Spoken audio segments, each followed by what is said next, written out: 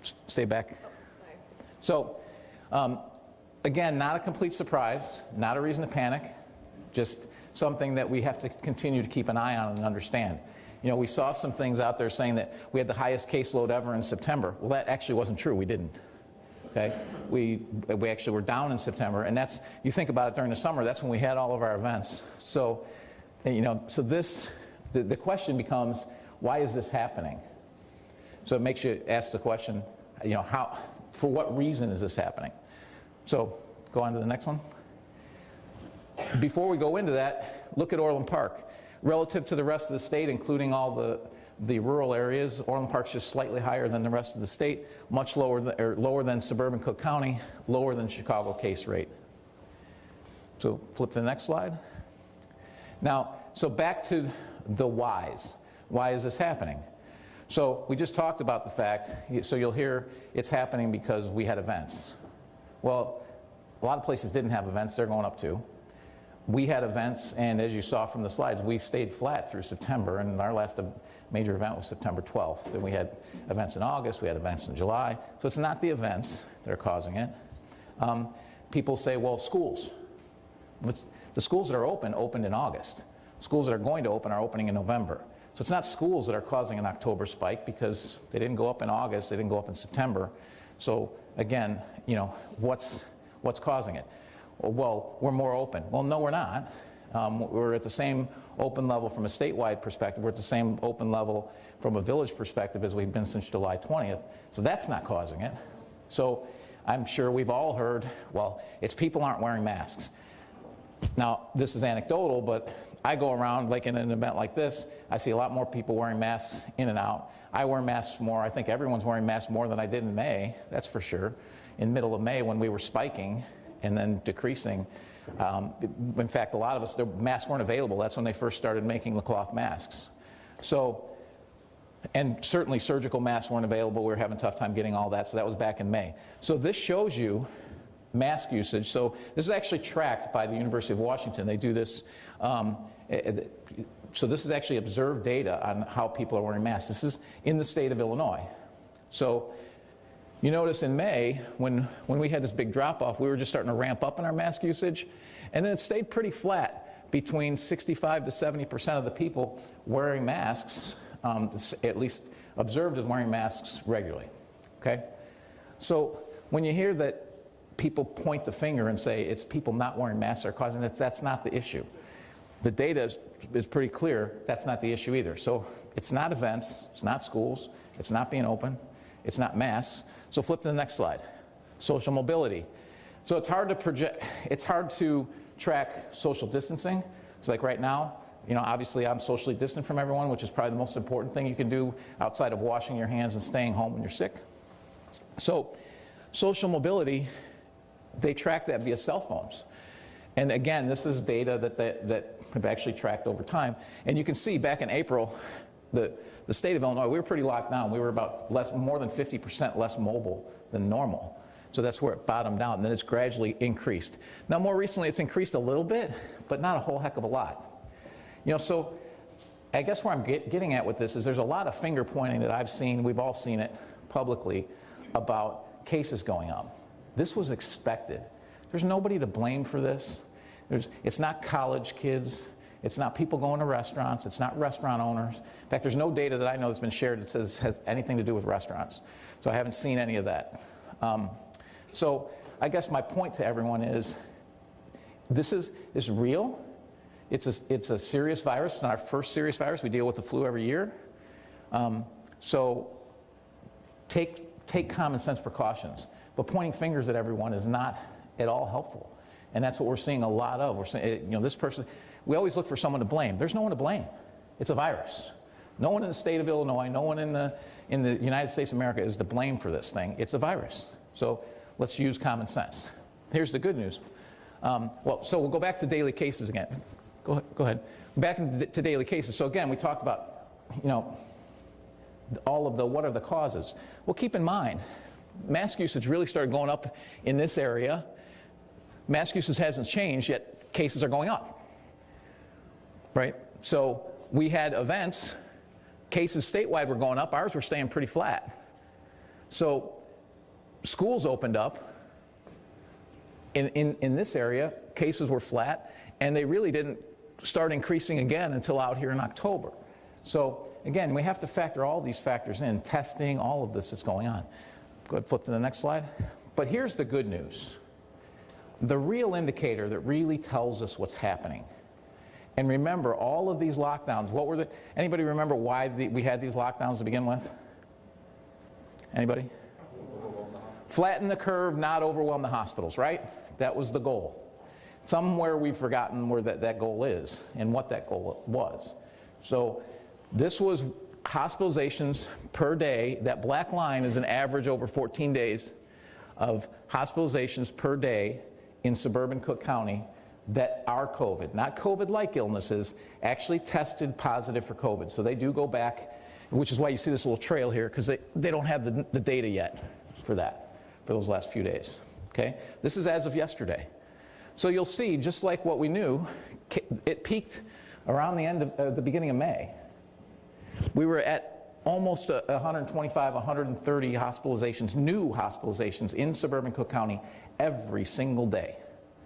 We still didn't, our hospital system still did not get overrun, but we're getting close. We're getting worried. Okay? Well, you can see that dropped off significantly.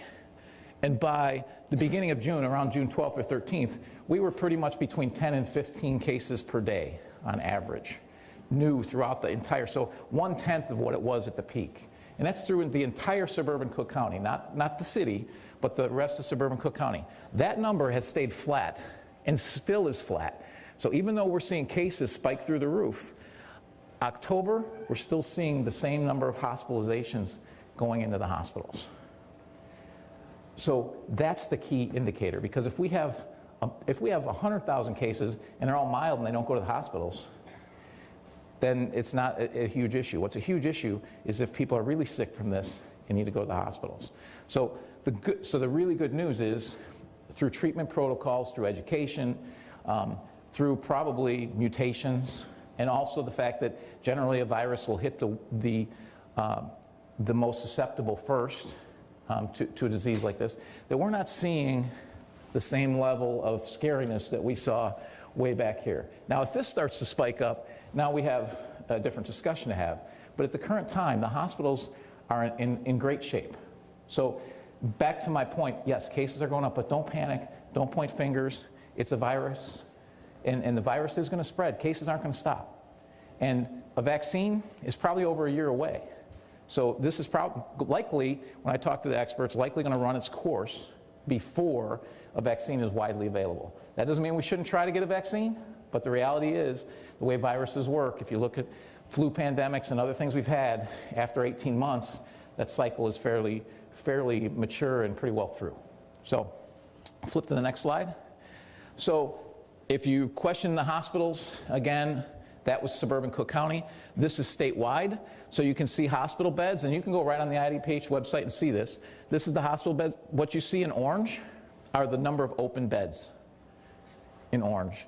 ICU beds, the number of open beds. You can see around May, ICU beds, we had to create some more beds to be available, and we didn't have the availability that we have now. Now we have a lot of availability. It hasn't really changed much. This is for COVID patients. The blue at the bottom, you can say that stayed relatively flat. Yeah, it's trickled up just a tick, but not a lot. It's nowhere near where it was. I would show you the ventilator page, but there's almost nothing on that anymore because it's very rarely a treatment anymore. So again, and the reason I show this is because I don't want to see people panicking out there, and I really don't like to see the finger pointing, because it's a virus. No one's to blame for this. So let's just use common sense. Continue to use common sense, and it's the washing your hands and staying home when you're sick are really, really, really critical. And then after that, social distancing, and then all the retail stores are asking for masks. I see people wearing masks there all the time. I see people here wearing masks today, right? And myself, I'm staying away from people because I'm not currently wearing a mask because I'm speaking. So this is obviously the issue of the day for all of us, so I felt it was really important to bring this up in the State of the Village. So now we'll talk about public safety. Another thing that popped up with the looting and riots we saw in many cities throughout the country, and it creeped out into the suburbs, and we did a great job, and thanks to Chief Mitchell and our entire police department, and Chief McCarthy at that time, for all of their hard work to keeping us all safe. But I want to bring Chief Mitchell up now and introduce Chief Mitchell, who is our new police chief, so we'll give him a round of applause. He's been with the department for, what, 26 years? He's been with the department for 26 years, working all the way through. Deputy chief was for, what, 7, 8, 9? 5 years. 5 years? Okay. It felt like 7. A longer than 7 times. So I'm going to turn this over to him to walk you through some of the crime statistics, and then I'm going to take it back from him. Great, thank you, Mayor. Great. So what we're going to look at is a comparison of index crimes from 2019 versus 2020. It's where the rubber hits the road, so to speak. So what are index crimes? Index crimes are the homicides, they're the robberies, the rapes, the aggravated assault and batteries for the violent crimes. And the property side is the burglaries, the thefts, the stolen motor vehicles, and the arsons. That's what we report to the state of Illinois, and it heads over to the federal government from there to determine, what our stats are. So 2019 versus 2020, we're seeing a negative 31.54% down. That's tremendous. And why is that? We'll drill down into that shortly. But in 2019, reported 723 index crimes. During that time period, 495 this year. Go ahead. In 2019, that was the lowest index crimes in 25 years. 25 years of gathering data. 2019 was our year of the least amount of crime reported in Orland Park. We're hoping to beat that this year. Go ahead. So here's our violent crimes. 1 criminal homicide in 2019, the Orland Square Mall. None this year, with the exception we had a reckless homicide, which does not count for a homicide under the stats because of the criminal intent. So it was recklessness. And that occurred back in January. We had a 7-year-old child that was unfortunately deceased during a traffic accident. 2 rapes in 2019, 0 this year. Our robberies up to 6 this year, 7 last year. Our aggravated assault and batteries are the highest at 10. Go ahead. So 2020, what is the most predominant victim of our aggravated assault and batteries? Anybody want to answer a guess to that? What is that? Anybody? Police officers. Police officers. Law enforcement officers have been attacked more this year than any other year. 26% higher this year than 2019. The second most are family members.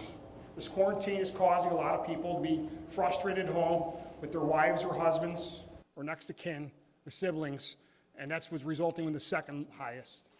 Next, please. So here's our burglaries. In 2019, we're at 26. We're at 10 this year. That is an incredible decrease, number of burglaries that are occurring in Orland Park. Substantial decrease. Hats off to the men and women of the police department out there working each and every day.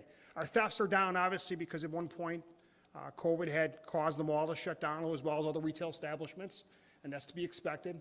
Our motor vehicle thefts are climbing up, and I'll tell you why, ladies and gentlemen. People continue to leave their car unlocked with the key fob or the keys inside the vehicle.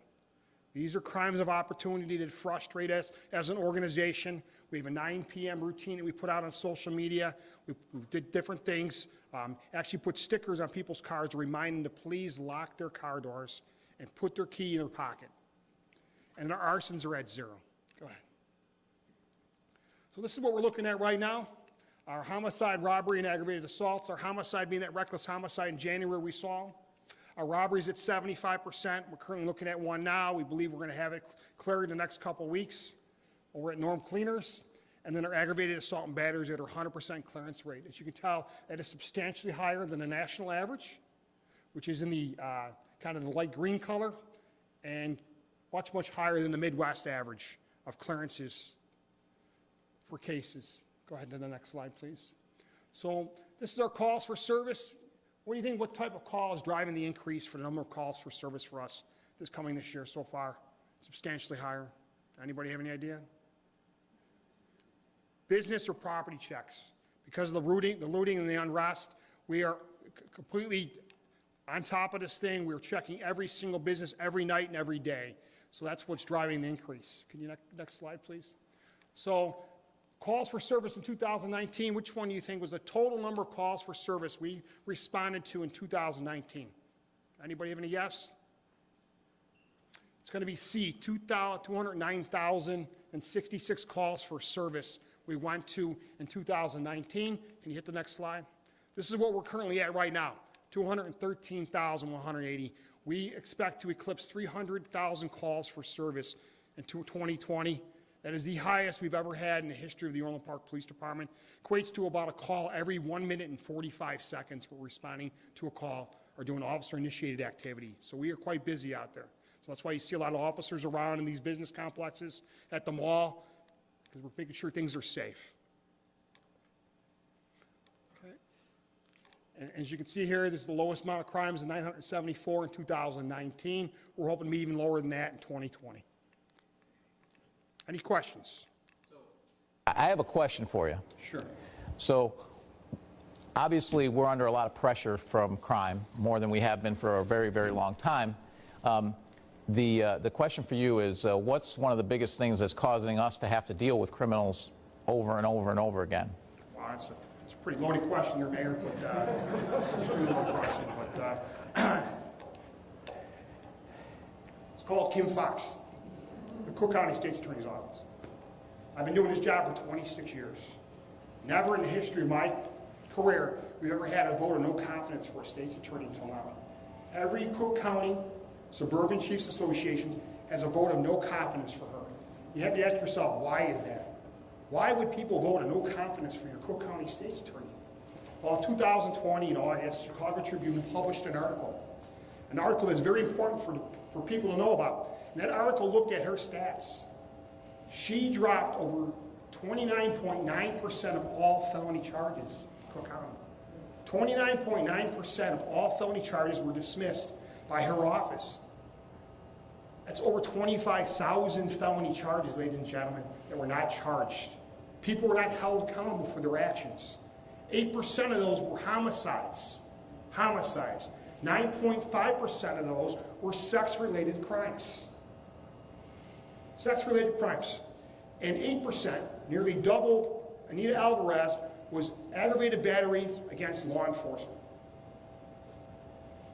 I understand we need criminal justice reform, but it should not be at the threat of public safety. And quite frankly, her policies, in fact, threaten public safety. Any other questions?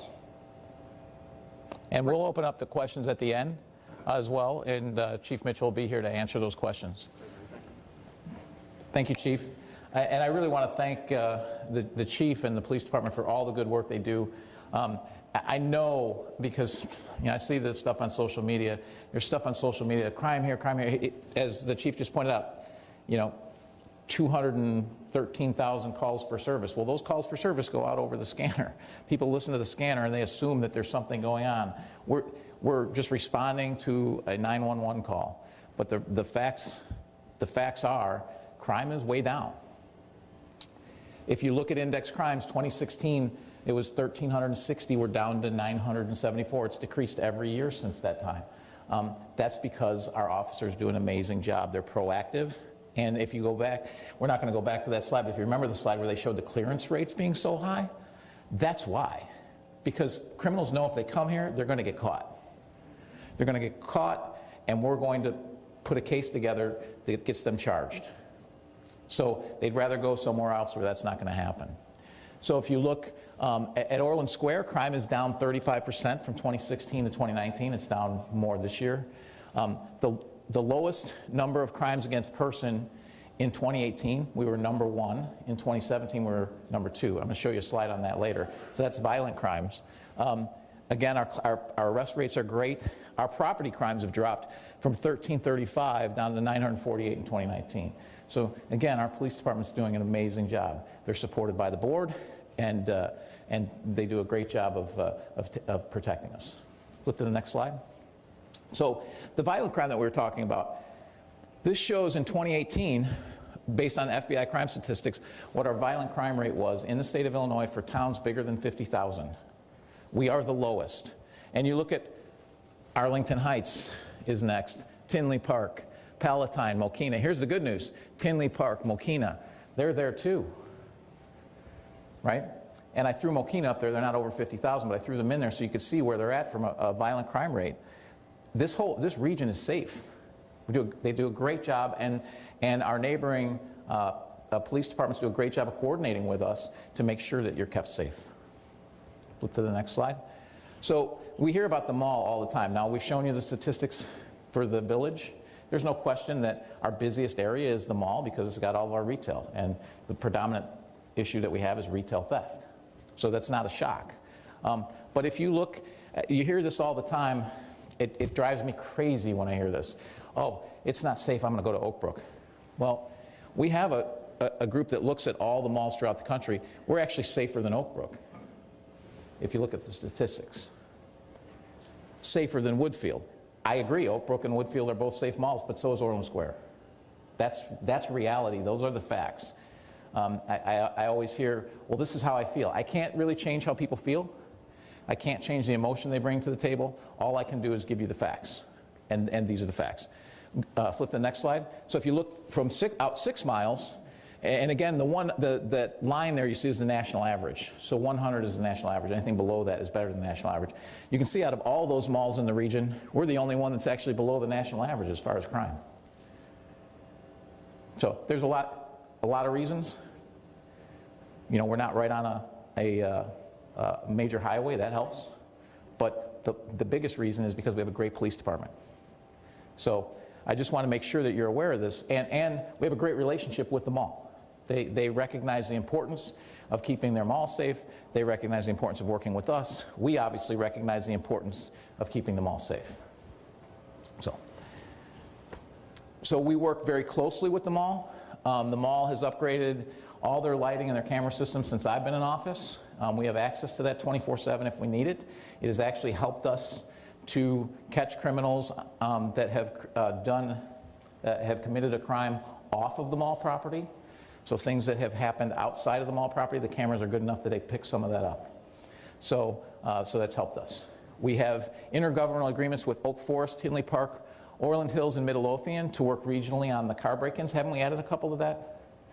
We have the Heights, Midlothian, we've got Matson, we've got Palos Park, Tinley Park.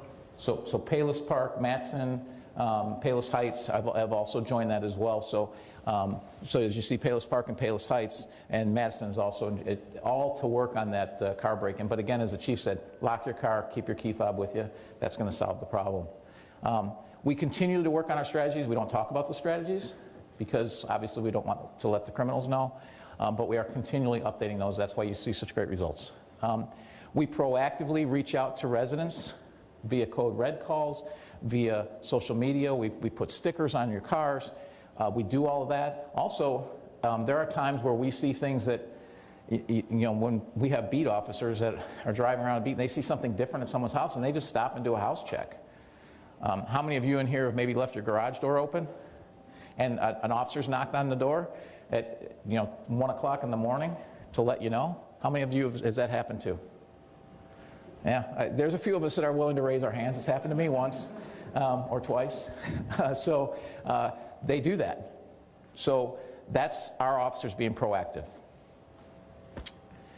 So now something that's near and dear to all of us is the fiscal issues. And we know we face fiscal issues because of COVID. There's no doubt about that. But we're going to talk about some of those. So first, I'll just talk briefly about your property tax bill. So your property tax bill, it's really important that you understand that these assessments, when you get an assessed value, what they do is they assess industrial and commercial at 25% of the value here in Cook County versus 10% for residential. So additionally, there's exemptions for homeowners, senior citizens, and the senior assessment freeze. And the reason why I'm showing this slide is so people understand that a $300,000 property value does not necessarily have the same tax bill. If you're a commercial property, you're paying $7,500 on that. A homeowner, $2,300. A senior homeowner, $1,800.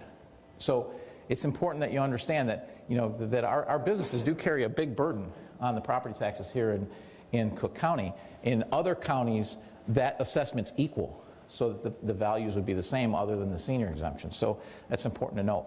So businesses are struggling from COVID, plus they have this. It does make it very challenging for them. So Orland Park was 6.47% of your total tax bill. in 2019.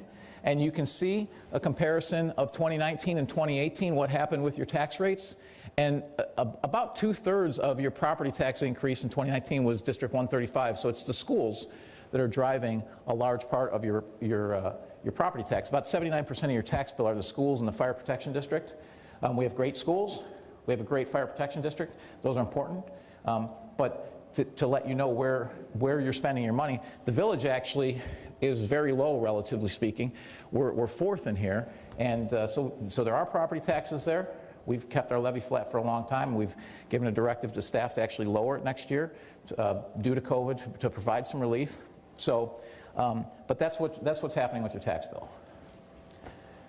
So I get questions all the time. Where did our rebate go? Where did our rebate go? Well, when I arrived here in 2017, what I learned was, I look back, and all these red lines you see are debt.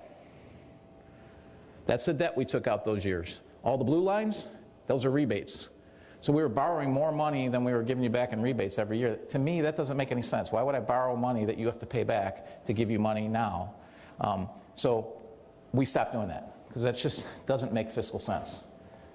It does not make sense to borrow money to give you money back via your property tax bill. It would make more sense to just not tax you in the first place.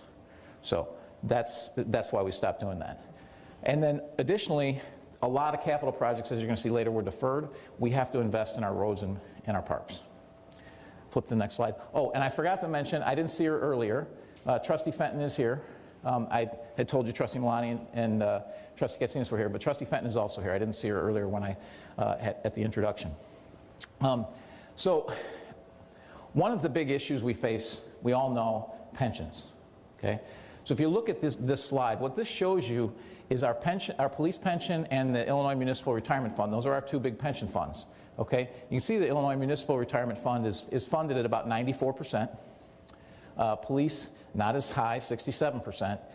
But those numbers that you see, over a 10-year period, our payroll increased a little over 2.5% with police, a little less than 2.5% with our other employees. But our pension liabilities went up 8% a year, and roughly a little over, a little less for the two. And the annual contribution to the police fund went up 9% a year, yet we're still only funded at 67%, and the contribution went up 4.5% a year for IMRF. Obviously, that's not sustainable. It's not salaries that are causing these issues. You have a 9% growth year after year. I mean, 8 years, that's doubled as far as how big the pension fund is, so, or what we're contributing. So that's unsustainable. It's something that needs to be fixed at the state level. We've all heard it for a long time. That's the biggest pressure we have on our budget. One of the biggest things that makes it difficult for municipalities is pensions. Orland Park's very fortunate. We have so much commercial, so much economic growth, so much vitality that we can absorb this for a period of time, but we will not be able to absorb it forever. A lot of other towns have already been crushed by it. We're not there yet, but this is something we have to fix. And unfortunately, that has to be fixed at the state level. It's not something that the village can do anything about. So since the end of 2016, so we've looked at what can we do to put ourselves in a better position going forward. So back in 2016, we had $119 million of long-term debt. We've dropped that in 2019 to $67 million. So we took $44 million of our long-term debt off the books. And you're going to see why that's important here very shortly. Flip to the next slide. So our operating expenditures. So then you have two things. You have operating expenditures and capital. Capital are your roads, your parks, all those investments you need to keep your buildings up. Operating expenditures are your day-to-day, our park staff, our police. That's our day-to-day expenditures. So in 2017, our operating expenditures were $66 million. Over the next 2 years, we worked to cut about 13% out of that budget. So we went to $57.5 million. So we tried to be as fiscally responsible as possible and save some of that money that we were spending and get some of that debt off of our books. Flip to the next slide. Part of that was we had an early retirement. So rather than just fire people, we had an early retirement allowing people to exit, and what that did was allow us to eliminate some positions. So as you can see, we had 276 in 2017. We didn't have all the positions filled that were allotted. In 2018, we were pretty full. And then gradually with the early retirement, we've seen that number go down. The reason it's gone down as much this year is because most of the early retirements actually happened this June. So that's when we saw the full-time employees, and we haven't filled those positions. So originally we were going to backfill to about 270 and eliminate about 15 positions.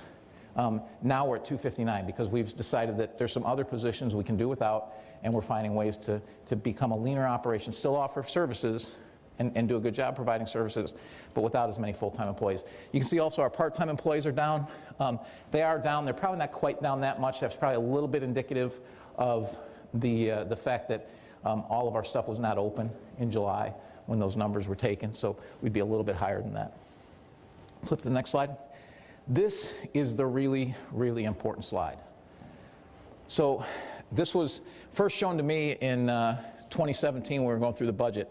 So this over here to the left is our desired reserve level. So our desired reserve level is 20% in case there's an emergency, like COVID. It's a good example. Okay. Apparently this had been known since like 2012, but we hadn't done anything to address it. So one of the first things I said is that I told the board then was we need to address this. The board agreed, and that's when we started making the decisions on the early retirement and reducing the operating expenses that you saw previously, and paying down the debt. Okay? Because here's where we were projected to be in 2020. We have a desired reserve level of 20%. We're projected to be at 6.7. Okay? Which would have been what, $3-4 million? And then COVID would have hit. We would have been, where a lot of other towns are cutting everything and stopping all services, that's where we would have been had we not taken action. Because we took action, this year's budget, the projected reserve was 31%, 10% over. And as you can see, we basically fixed out to 2023. And we would continually do that each year, continue to make improvements so that improves. Now, I can promise you that reserve level has dipped down below it because reserves are there for emergencies like this. Had we not taken the debt off the books that we did, $44 million, had we not cut the operating expenses in advance, being fiscally responsible, we would have been in a horrible position to handle COVID. Because of those actions, because we were proactive, we were able to put ourselves in a position where with COVID, we haven't had to make drastic cuts. Yeah, there's a few extra positions we didn't fill, but we haven't had to make massive cuts. We've been able to continue to operate. If you think about, what happens in a crisis like this on a personal level, people who have a lot of cash, they go buy land cheap because they have a lot of cash. And the people who are in financial trouble get in worse trouble. That's exactly what's happening here. And so as a village, because we're in this position, we didn't have to take drastic steps. We could do things to help businesses. We could look for opportunities to still grow the village. We didn't have to panic. Now, this number, I'm sure for next year's forecast, it's probably going to be below 20% because we've had to dip in, we've had to use some of those reserves. We've used some of that debt capacity. We have $44 million. If we put $10 million back on, we borrow at 2%. How many of you can borrow at 2%? Not too many. So, probably nobody here. So, it makes more sense for us rather than panicking to continue to do our operations, continue to fix our roads, because guess what? If we just stop, the roads are just going to get worse. You're going to have to spend and do it eventually. So we've been able to continue to do that and do it wisely because of the actions we took when things were good as opposed to panicking when things are bad. So this is probably the most important thing if you leave here today, to understand that what we did, what we've done over the last 2-3 years made all the difference to making this happen. So very, very, very important. Flip to the next slide. So just, what was it, Monday? Our village manager forwarded an email from Trustee Calandrello, who's not here today, but he sent an email and he suggested that because we are going to have to do some belt tightening, that we look to lower the trustees' salaries. I've already talked to several trustees.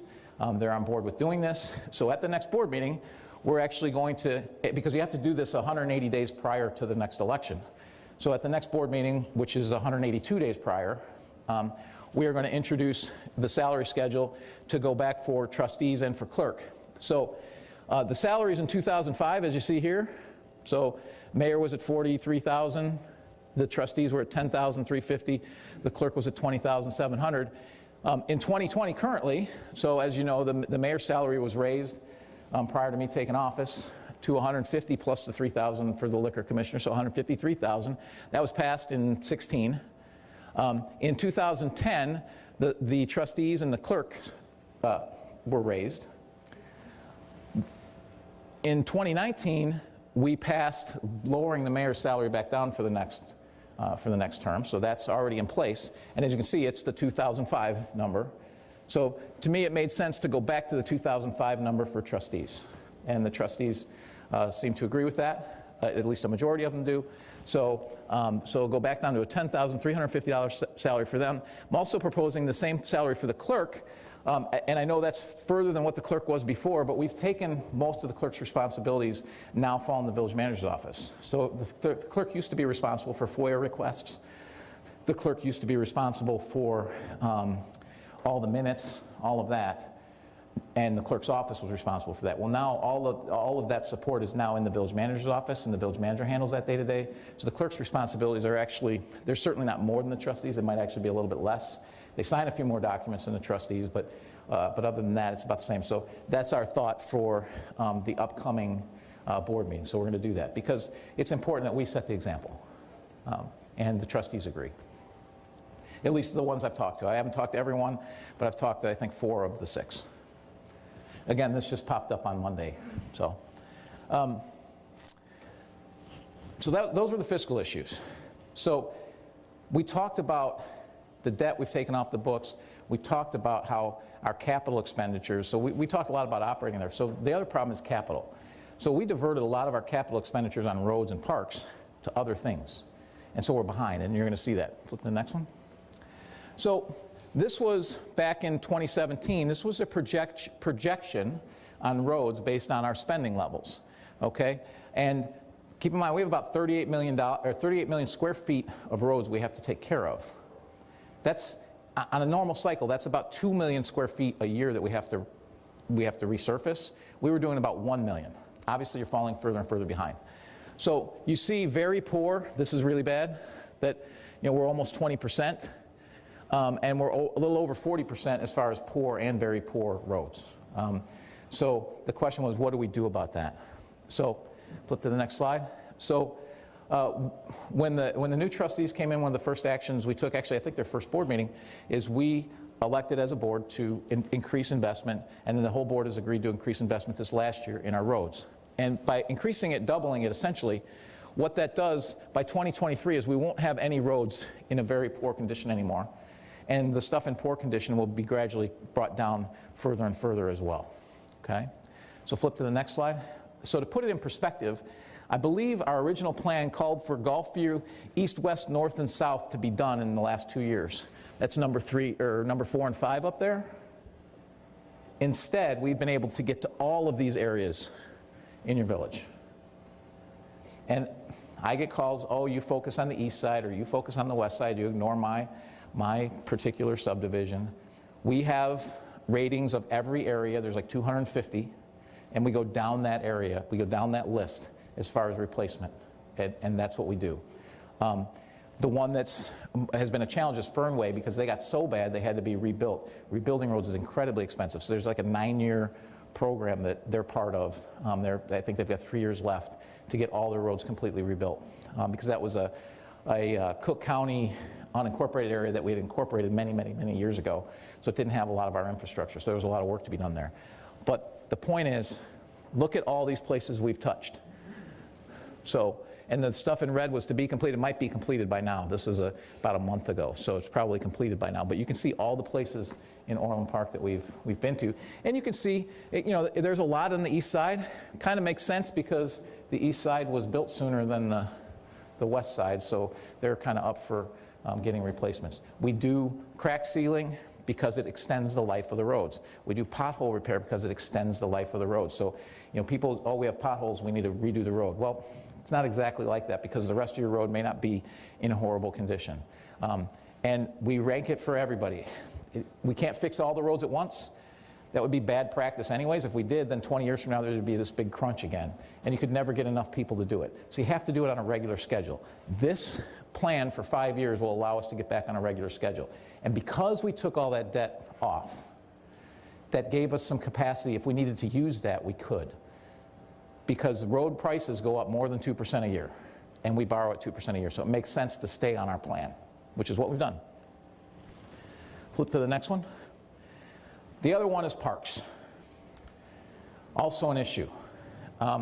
So we built a lot of parks in the 1990s. I mean, you look at, in 1998 we built 11, but look at all these parks we built in the 1990s. Well, parks, you'll talk to the park guys, they'll say every 20 years they need to be redone. That's a lot of parks to redo in a decade. And flip to the next slide. This is how many we were redoing. So if you look at this, what we were renovating, on average, over that time period, we were doing about 1/2 of a park a year, or one every 2 years. We have 60 parks. It would take us 120 years to get through our parks at that pace. Obviously, this will not work. So we looked at doing it a different way. How can we do this in a different way that's more cost-effective, more efficient? So flip to the next slide. So what we did is we had a consultant come out. They evaluated all of these parks. There's 54 here, because some of them are open lands and they don't have equipment and all of that. So they evaluated all of these parks. And they looked at security, they looked at accessibility. And one of the things about accessibility is that the ADA, the rules have changed. So they may have met the rules 25 years ago, but they don't meet the rules now. So we look at all these, and we said, what can we do over 5 years again to ensure that everything here in the orange, everything that's labeled as poor, can get addressed in the next 5 years? And then we'll do this process again. And so what we're doing is over 5 years, we're going to address everything, every piece of these things that are in orange, to make sure that all of these parks are brought up to speed, as opposed to doing a complete rehab of a park. If a park has things that don't need to be rehabbed, we'll rehab the parts that need to be. So that allows us to get into a lot more parks. We also have doubled our investment in our parks, notwithstanding our major parks, which is John Humphrey, Schussler, and Centennial. As you know, as you can look right out this back window, for those of you here in person, John Humphrey looks beautiful. I can't wait till it goes online next year. So we've spent about $2.5 million refurbishing that. It hadn't been touched since the late 80s when it was built. So it's very important for us to invest in it, because it had become almost useless. For its original intent, baseball, it had become useless because it had become too dangerous because of the drop-off. We used to laugh. There was a 7-foot drop-off between center field and home plate, and we'd say, where'd the kid go? Because he was down there so far. So very, very, very important that we've made these investments. Okay? And so here's the result. Flip to the next slide. So this year, we were able to put up 7 shade pavilions in places that didn't have them. We did 7 parks, not 1. And some of them were so big, we did half this year, and we're going to do half next year. And then we did 10 basketball courts. We resurfaced. John Humphrey, we obviously did. And we did 8 tennis courts that we now made combination tennis and pickleball, because pickleball has become so popular. By changing the way we were doing business, we were able to get a lot more done. And yes, we also doubled our investment, but doubling our investment would have just meant 1 park got done every year if we did it the old way. By rethinking how we did it, made a huge difference. Flip to the next slide. So that's our infrastructure. The one other thing that I didn't have a slide up here on infrastructure that we are investing in is technology. Our technology in the village, to put it bluntly, is disastrous. It's way behind, it's antiquated, but it takes time to implement that. And we've been throwing a lot of money at it, and we are now going to implement a new system. It's going to take about 18 months to do that. But technology will really help us drive efficiencies. You'll notice it when it comes to websites. You may notice it with some customer service, but where we'll really notice it is internally, and it will allow us to be a lot more efficient with less cost over the long run, which is the goal. Because again, we want to be proactive about keeping those costs down, so that we're in a position when something bad happens that we can handle it. So one of the reasons that we can do all of this is because of economic development, because we have a great commercial base. And some of the stuff that we've done for the village during this COVID time is because we were in a good financial position. So one of the things we did is we instituted and marketed Shop Orland and Shop Orland Auto. How many of you took advantage of Shop Orland and got a card back for shopping in Orland? Oh, you missed the boat. You could have, for spending in Orland, you could have gotten $30 back. So it helped you with, helped the businesses because it brought people in to buy. It also helped you because you got a little bit of money back for something you might have were looking to purchase anyways. How about how many you bought a car through the Shop Orland Auto program? How many? Looks like we got 1, 2. So I can tell you the auto dealers are thrilled with this program. It helped them get a lot of business from Indiana because of those incentives they got. So most of them set records during that month. So it was a great program. So part of that too is we developed a marketing video, which she's going to show you now. I'm ahead of the game.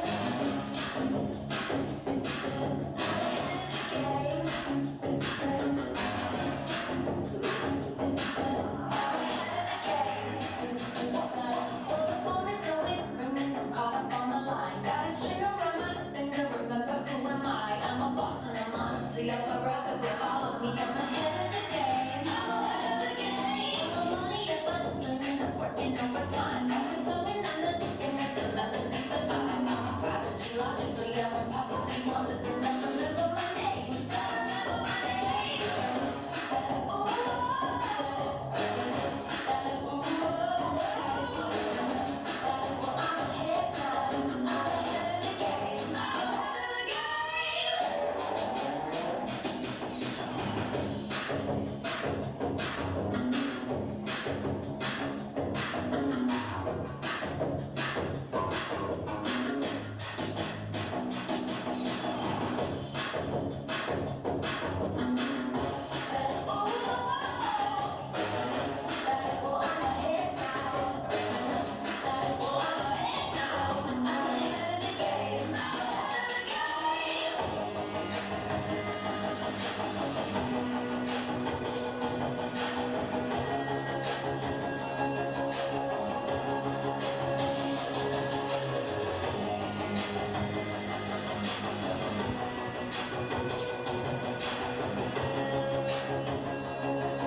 Look at that thing, yeah, they call me the business. I'm ahead of the game. I'm ahead of the game. Ooh.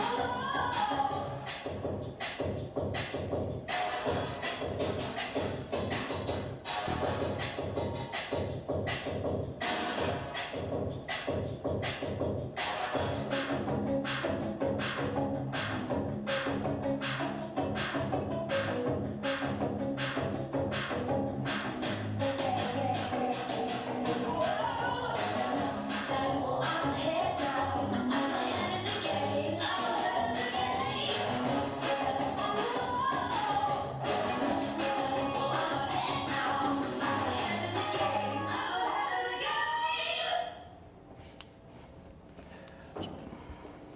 So I want to thank Nabia Zigar for putting all this together, and we'll be using this for some time, and we use it out on social media to draw people to Orland Park. And you see, we don't just have restaurants, we don't just have retail, we don't just have auto, we have amazing parks.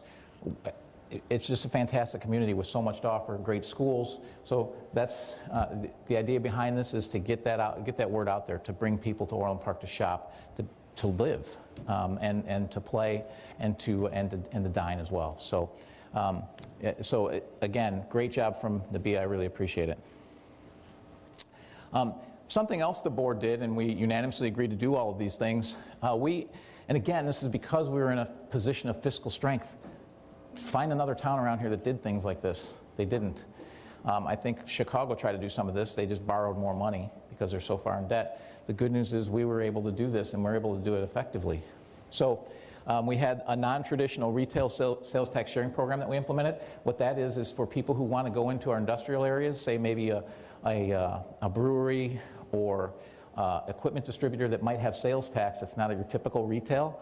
It gives them an opportunity to get a share back of their retail and bring them and draw them into Orland Park as a business. So think a company like Martin Implement or something like that, who's already here, but somebody else like that to help us compete with that. Because obviously, Cook County taxes are higher, as you saw from the property tax.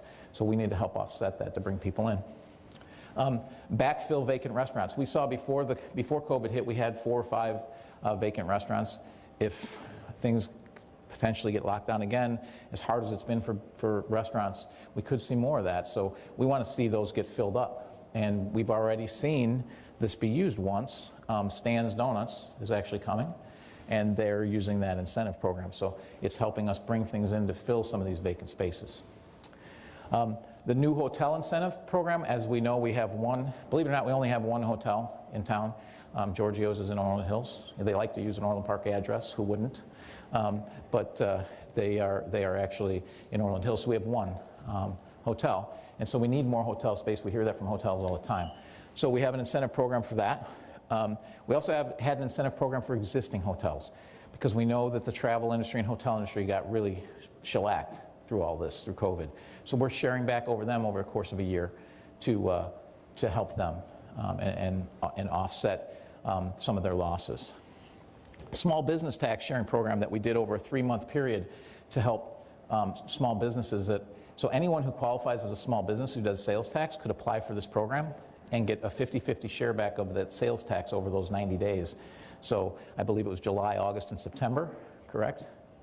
July, August, and September, during those months, we would share back 50-50 the sales tax to, again, help our small businesses survive this time. The Orland Commercial Impact Program, this is something we just extended the other day for a year. And what that is that any new developments that are coming in, to give them a 25% off of their impact fees and 25% off of all of the fees associated with the village. And again, that's to spur investment. A lot of these places that we're looking to invest, say AMC, that I know of, AMC is still looking to add, even though they're in bankruptcy, they're still looking to add 5 or 6 theaters. We want to attract them for us to be the first ones they do. An incentive versus the rest of the country so that they come in here. So that's one of the driving factors in this. And obviously it's going to help all of our commercial and all of our builders to have this. It offsets their costs a little bit through these times. Advanced manufacturing incentive and the property tax incentive and the large business property, this is more towards bringing in bigger companies, advanced manufacturing. These are longer term incentives, but they're to help us diversify our economy away from just retail and restaurants. Flip to the next page. So one of the things that was pretty important to me, and probably to all of you, is developing the I-80 corridor, which we really haven't seen a lot of development since '09 there. And we do get calls on it regularly. It was what we pitched for Amazon. But I also recognize that Tinley Park and Mokina are in a similar boat. So in talking with those mayors, we decided to create the Chicago Southland Interstate Alliance to jointly market that region. And again, we're not trying to bring in logistics and warehouse and trucks. There's enough of that along the freeways. It's the last area in Will County that doesn't have that, actually. And so even Will County CED. So we created this group. It's the 3 villages you see there. It's also the Will County CED and the Chicago Southland Chamber. Each of the villages has the mayor representing, has another person, usually a board member representing on that board, and then one business. So for us, it's American Technical Publishers, which is great because they actually create the video you're going to see in a sec. And for Mokina, it's Ozinga. And for Tinley Park, it's Panduit. Those are the kind of businesses that are in the I-80 corridor. Panduit, Ozinga, and American Technical Publishers. We want more of those kinds of businesses. And that's in Will County, so we're not facing the Cook County issues. So now I'm going to show you a video that we created for that. Or Alex is going to show you. The Chicago Southland Interstate Alliance invites you to discover all that the South Suburbs I-80 corridor has to offer. Located only 23 miles from the Chicago Loop, 16 miles from Chicago Midway Airport, and 32 miles from Chicago O'Hare Airport, the I-80 corridor, with quick access to Interstates 80, 355, 57, 294, and 55, 7 metro stations, and 2 rail lines, boasts of a residential population of over 4 million within a 25-mile radius, and easy access to a metropolitan market of over 9 million. Located in Chicago's southwest suburbs, the Chicago Southland Interstate Alliance I-80 corridor caters to every business demographic, making the communities an ideal business and residential location. The corridor zoning is flexible for a variety of uses such as corporate campuses, office, research, advanced manufacturing, retail, entertainment, and dining options. Surrounded by the lush greenery of the region's 20,000 acres of forest preserves, parks, open space, biking trails, and recreational facilities, the communities are home to exceptional schools, great neighborhoods, and business-friendly tax structures. The Alliance is comprised of the villages of Orland Park, Mokina, and Tinley Park, working together with businesses to promote the 5-mile corridor adjacent to the 3 communities, with Orland Park having approximately 200 acres ready to develop, Mokina more than 300 acres, and Tinley Park several hundred acres ready to be developed.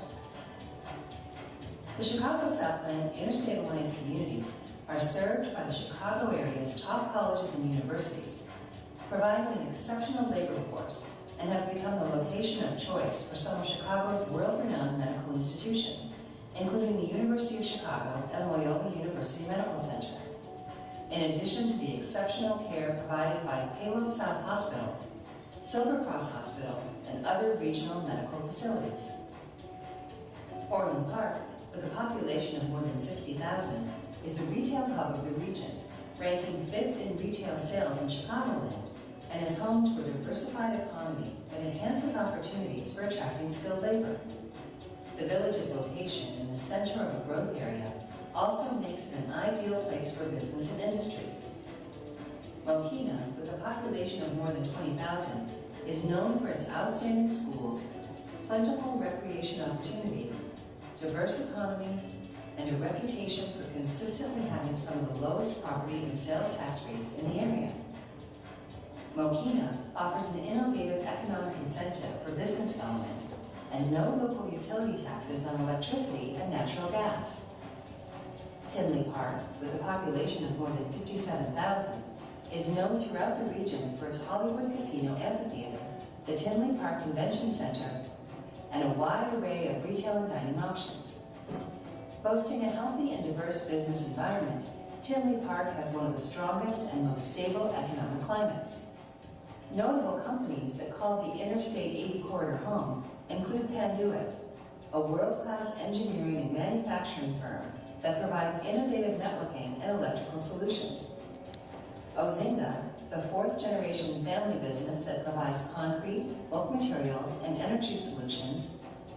Provisor, a wholly owned subsidiary of CC Industries, was formed in 2009 to help global food processors gain competitive advantage by using the latest technology, application innovation, and service to grow the global supply of safe, nutritious, and affordable food.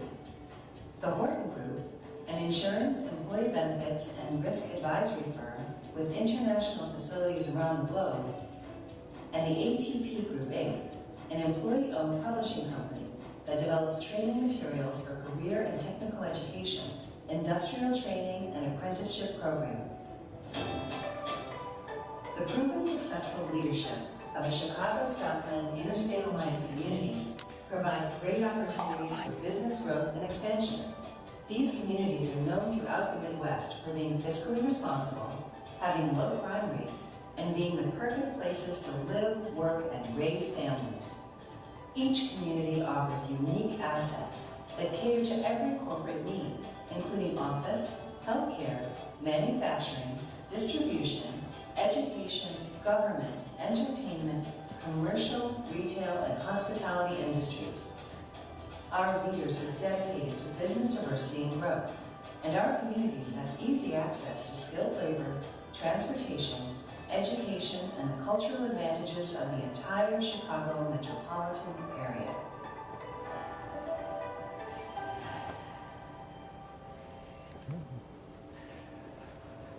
So this is just part of what we're working on regionally, but it's been very important to me to work with the region, work with the neighbors, because a rising tide lifts all boats. If another business like Panduit shows up and it ends up choosing Mokina over Orland Park still benefits. So it's really important that we work together. I've seen other regions where the neighbors fight over things and then it ends up not going anywhere because they're busy fighting over something as opposed to working together. So it's really important that we work together. That whole area is going to build out at some point, and if the first projects go into the other towns, that's okay, because eventually they'll come to Orland Park because there's only so much land in that corridor. So we will work together, and we've agreed not to compete via incentives with one another and not to get into a bidding war where we end up with bad deals because we're bidding against our neighbors. That doesn't make any sense. So it's a really important endeavor, and I really want to thank the mayors of Mokina, Frank Fleischer, and the mayor of Tinley Park, Jake Vandenberg, for working with me on this. Really important. Go on to the next slide. So our I-80 corridor, you've seen this before. This is kind of a concept of what it could look like. It's just a concept. But it's when you put this up, I can tell you Mokina and Tinley get excited about it. They go, this is exactly what we want. You know, we want something like this, and that's what we want to see on this side of the corridor and that side of the corridor as well. Go to the next one. So over the last 3 years, we've seen a ton of new projects. You think about what happened, and I was a whopping, I think, 8 months into my tenure when Sears announced their closure. Carson's and Carson's Home Goods closed. Toys R Us and Babies R Us. Oh, by the way, Toys R Us was the #1 Toys R Us in North America. They all announced their closure, and they closed all their stores. We had 5 stores in February of 2018 announce their closure. Rather than panic, we had already had a plan with AMC going into Sears. Sears was going to take a smaller part of the space. The developer of AMC said, we'll take the whole space.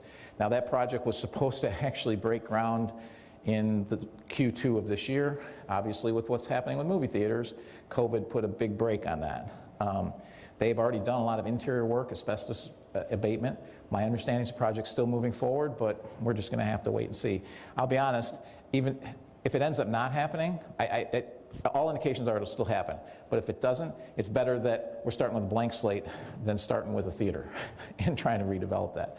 But AMC has said repeatedly they are still committed to the project. So it's just going to be a function of timing and when. We also filled, because we added the AMC, we were able to add Von Maur. That deal was closed October of 18 and they opened in November of 19. So you saw how fast that got done. Obviously, completely changes the look of the mall in that portion. And how many of you have been in Von Maur? Most of you. It's a beautiful store. It's a great addition to the mall. So we have that. But on top of that, Darwin Furniture expanded. Still their only retail location in Illinois. Ashley Furniture moved in, Hobby Lobby came in, all the expanded. Duluth Trading is here. That recently opened. The opening was delayed because of COVID. Texas Day Brazil, Pita Pita Mediterranean Grill is doing great. Traditia's doing great. Andy's Frozen Custard, Chewy's, Miller's Ale House, City Barbecue, McAllister's, Freddy's Frozen Custard, all those things have happened. On the auto side, the Porsche dealer expanded, Infiniti came in, Volkswagen expanded, Alfa Romero and Maserati are here. Also, we had Tommy's Car Wash and Voda Car Wash just open up in the last couple of months. Other things, including residential, we had Sertoma, Bluff Point, Villas of Cobblestone, Villas of Tallgrass. Smith Crossings expanded. We were there for the grand opening there last week. And Orland Park Business Center added a 75,000 square foot building as well, which gives us some more capacity to fill people into, and that's in Will County. So all this is happening even with some of the struggles of Illinois, struggles of Cook County, and now the struggles of COVID. This is still happening. That speaks volumes to the strength of Orland Park and what a phenomenal community that we have. So all of these things are still happening. Flip to the next slide, and then think of this. Even with COVID, we have Stan's Donuts coming in. We have BMW expanding. REI is coming in. AMC is still committed to coming in. Hampton Inn coming in. Pete's Fresh Market coming in. And that's in the middle of COVID. They're still moving forward. That speaks volumes to Orland Park. So I want to thank our staff, our team, and all the trustees for and all our residents for making this such a wonderful place, because that's why we're able to do this. Flip the next slide. So with that, I'm going to close with this video and then a quick summary. And basically, I think this summarizes what we've been trying to do. This was actually our first video that we did for marketing, and we did this back about 2 years ago. But I think it speaks to the quality of life here in Orland Park. Hi, I'm Mike Ditka. From small startups to global corporations, join me as we go inside the dynamic business world and explore some of today's most successful companies. Welcome to Modern Business.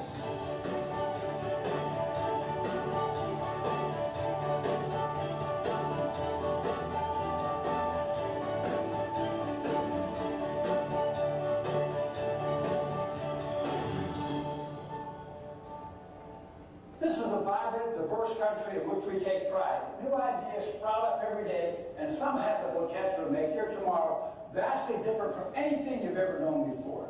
In the heart of the Chicagoland trading area, just southwest of the Windy City, lies a special place to call home. Originally a small farming community settled in 1834, it quickly became the thriving center of business, shopping, and dining it is today, although it never strays far from its true heritage. Welcome to the village of Orland Park, Illinois. Orland Park is the region's destination for shopping, healthcare, entertainment, and dining. We have a thriving business community, an educated workforce, great schools, and great access to Chicago. We have 5 interstates within 15 minutes and 2 train lines.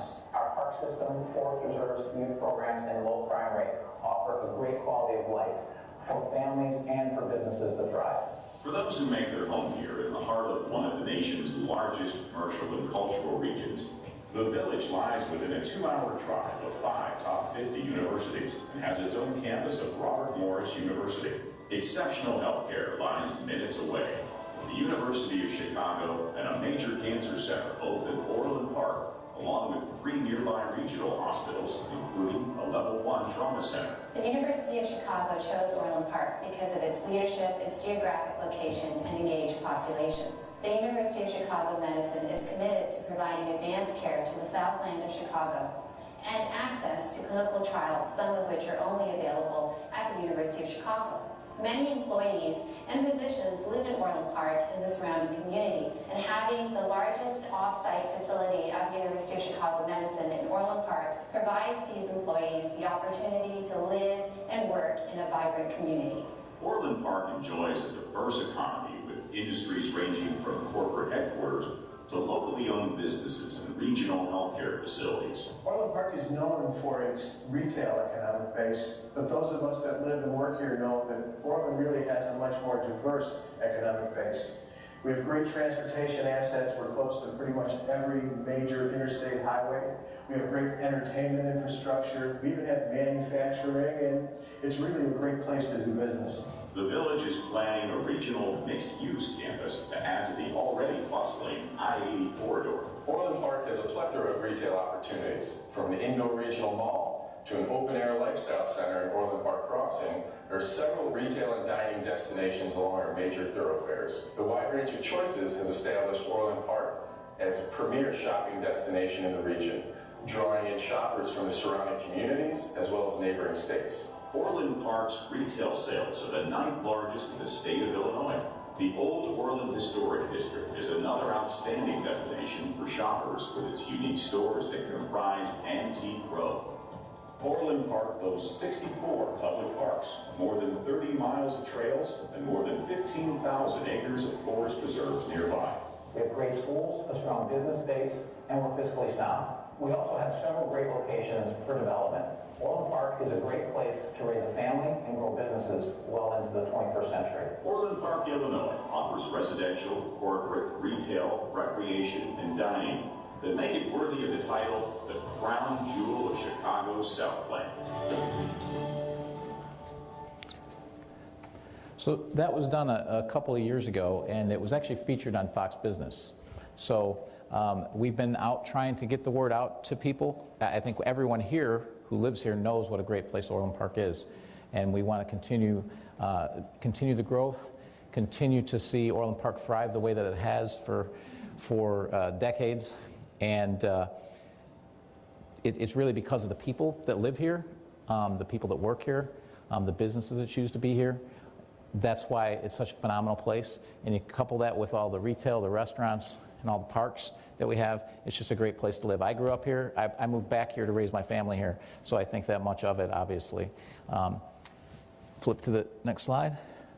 So really all I have to do now is talk about, kind of summarize some of the stuff we talked about. I'll do that pretty quickly. On public health, I guess the important thing here to remember is it is a virus. It's hospitalizations that really matter. So pay attention to that. And if the hospitals aren't being overrun, we need to really resist the locking everybody back up and destroying our economy over it. Public safety, crime is at its lowest rate in over 25 years, and yes, there's a lot of pressure. But our police department does a phenomenal job, and Orland Square still remains the safest mall in the region. Our fiscal issues, we talked about that. I can't emphasize enough, if it wasn't for the actions we took to lower debt, to lower our operating expenditures, we would not be in the position we are today to handle COVID the way that we have. Infrastructure investment, in 2017, over 40% of our roads and 18 of our parks were in poor condition. We've doubled our investment in that, so that will be taken care of over the next 5 years and put us in a much better footing going forward. On economic development, we talked about all the great projects we have and the projects we still have coming. You know, Stan's, Pete's, BMW, Hampton Inn, AMC, all those things that are still coming even with COVID. So it's just, it speaks volumes. The marketplace tells you more than anyone else. We live here, so we love the place. When the market's coming in here, they tell you what a great place you have and what a great place that it is to live and be. Next. So with that, I know this was fairly long, but there's a lot of subjects to cover. So with that, I'll open it up to questions, including questions on public info. What is the address? Public info office at orlandpark.org. If you send your questions there, an email question there, Nabia will give them to me. So any questions? I can't have covered everything. Where we having? Good morning, Mayor. Thank you for having this still amid COVID. I know you said that it was supposed to be back in May, and we appreciate you still putting this on. I do have a couple questions for you, so if I could ask all three, and then you could take your time and answer. Okay. The first one is, are you aware that there is a contractor permitted to perform work at the Orland Ridge development that's been found in violation of Illinois prevailing wage laws? Do you condone this behavior? And is this the type of contractors that we would like to see working on new developments in Orland Park? Okay. So it was all related to a contractor working at Orland Ridge. As I recall, Orland Ridge is a private development, correct? So Orland Ridge is not, it's a private development, so they're entitled to use whatever contractor they choose to use. There's no prevailing wage requirements for that particular project because it's not a public project. So I don't think the question really applies to a contractor working at Orland Ridge. Next question. Mayor, this is, again, thank you everybody, you and the chief for this great presentation, very informative. This is off from left field, really not related, but because we're all ready to cast votes. I recently received a letter from the Secretary of State, Jesse White's office, that was quite confusing, a little intimidating, about the ballots that were sent out or any of the information that was sent out. And in case anybody else is feeling somewhat the same way with some fears of going into in-person vote, could you clarify that information? I will try to clarify what I know about the voting. It is very confusing. There are a lot of things sent out. There were things sent out apparently that said you needed to bring this or your vote wouldn't count. So that should not be the case. So the way things work in Illinois, at least prior to COVID, is that if you wanted an absentee or mail-in ballot, you requested it, and then you got one. If you decide to vote in person and you requested a mail-in or absentee ballot, and you decide to vote in person, you need to bring the one you received in with you and turn that in, and then vote. Okay? And then your vote will count that day. If you do not bring that in, you let them know, and then they make it a provisional ballot in which they make sure they didn't receive, that you didn't vote twice, basically, is what they do. So the provisional ballot gets counted after the close of the election. My understanding is that's still the same way that it's going to operate, that you still had to have requested the mail-in ballot in order to be told that at the polls. And I know the letter doesn't necessarily read that way, but no one, to my knowledge so far, has gone to the polls and been told you're going to, because you'll be told it's a provisional ballot. No one's been told that has not brought the document, because a lot of people said they never applied for a mail-in ballot and they received a thing saying they need to bring this in or their vote won't count. To my knowledge, no one's been told that on election day at the polling location. If that does happen, you should bring it up. You should make a complaint to the Cook County Election Board and to the Illinois Election Commission. The village can't really do anything for you on that. We don't have any control over the elections. So that would be my best suggestion. But as long as you're able to go in there and vote and they don't tell you it's a provisional ballot, then there's no issues. Thank you. Mr. Mayor, I really like what you're doing as far as the I-80 corridor. The pictures are very, very nice. It looks like it's going to be a beautiful thing. However, what I would like you guys to consider is possibly putting in a TA or a pilot truck stop in that area. Two reasons. Number one, it's 24 hours a day, 7 days a week, tax revenue, be able to come in the sales tax revenue. Secondly, it would open up additional opportunities for restaurants. And thirdly, as you said, you have your one hotel you're doing, you could possibly put another hotel or two into it. I know it might not fit with what you're trying to do within the Orland Park area, but sales tax revenue is a nice thing to be able to get 24 hours a day, 7 days a week. So the question is about putting in a truck stop at I-80 because of the tax revenue. I'm just going to summarize it. So I can tell you that I think there's probably unanimous on our board, unanimous on Mokina's board, and Tinley might be different, but we're not in favor of doing that. Yes, it would provide tax revenue, very short-sighted, because all the things that we're trying to do to bring good jobs, high-paying jobs, as soon as you do that, done. None of those places are coming.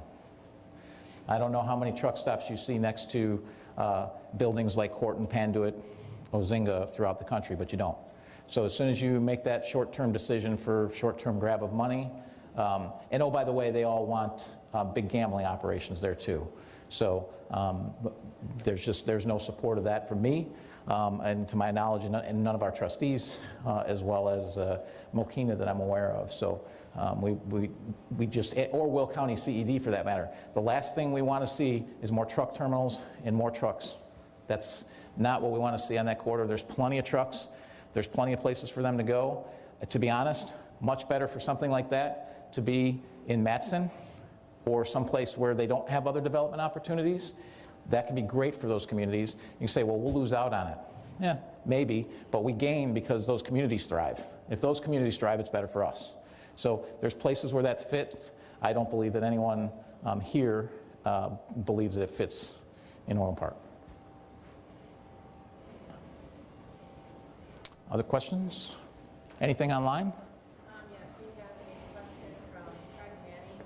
Based on the messages from Mayor Kukoc throughout the 2020 year, there seems to be a consistent message. The mayor prioritizes economic growth and stability over public health during the pandemic. Why is the economy science prioritized in public health? So the question is, or the comment is, that the mayor prioritizes the economy over public health, and why do I prioritize the economy over public health and safety? Obviously, everyone wants to keep people safe.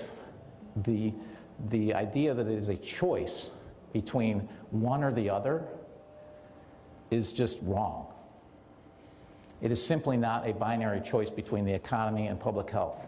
If we shut down our economy and no one is working, how long do you think we're going to have a public health system? How long are you going to be able to pay for your food? How long are you going to be able to get your food? We have to have a vibrant economy to provide good health care. The reason we have a great health care system is because we have a strong economy. So it's not an either-or choice.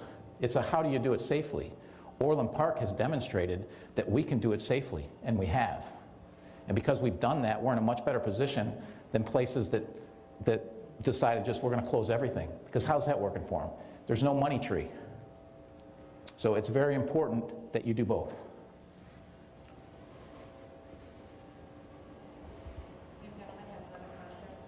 Do we have any, I mean, can we mix it up, or is it going to be the same person asking a bunch of questions?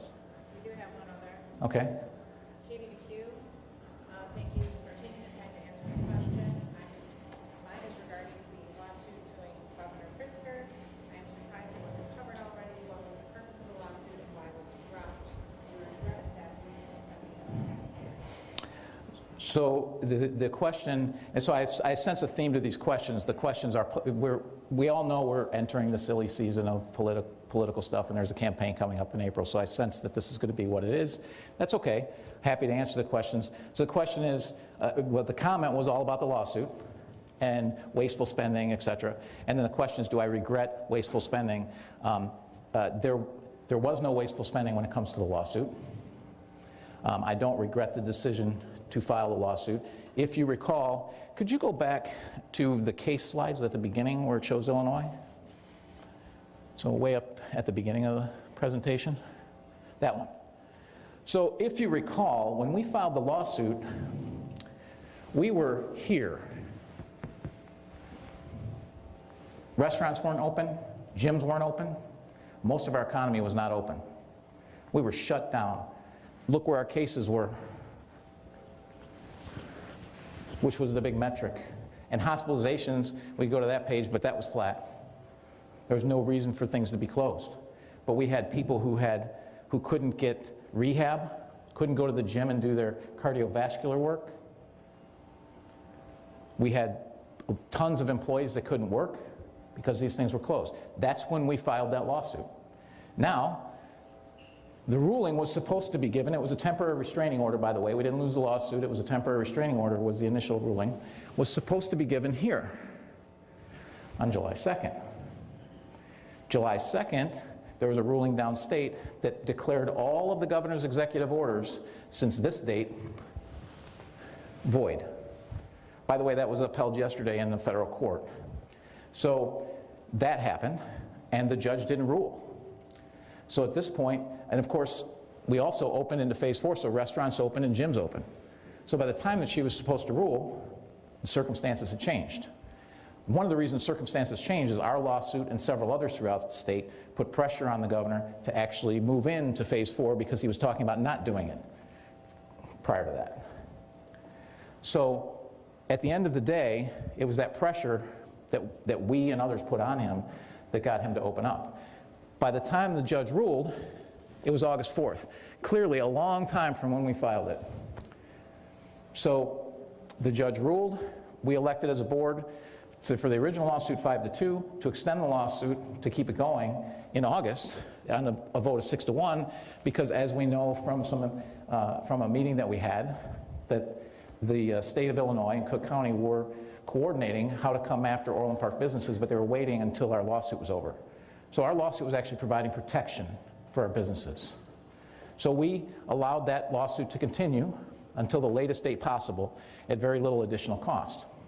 So when you think of $66,000 and you think of the fact that we opened here and we didn't stop the lawsuit till here, boy, that's an awful lot of revenue, like millions in revenue to Orland Park. So I don't regret it at all because it helped us.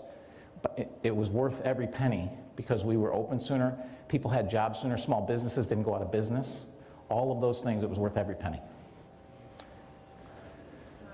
Pragmatic other question. While watching the state of Orland Park today, it was good to learn about the Shop with Me program. I am currently in the market for a new auto and realized the program has already ended. Is there any talk of running the program The trustees, we talk about these things all the time. If we do, we will announce it and we'll do it. I'm not sure if we will do it again or not. Other questions?